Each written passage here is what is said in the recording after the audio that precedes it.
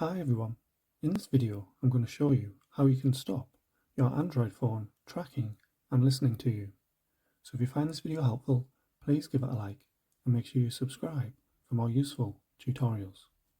So what you'll need to do is open up settings and scroll down until you see Google, so you want to click on that. Then you want to select all services and then scroll down until you come to privacy and security. And then you need to click on personalize using shared data. And on the apps option, you want to make sure these are all toggled off. And come out of here. You want to go to usage and diagnostics. You just want to make sure this is toggled off as well. Then you come out of here as well and go to ads.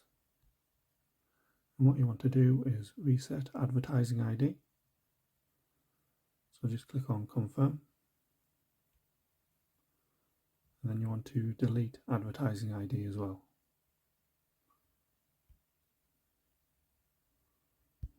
And that's how you can stop your Android phone tracking and listening to you. Thanks for watching.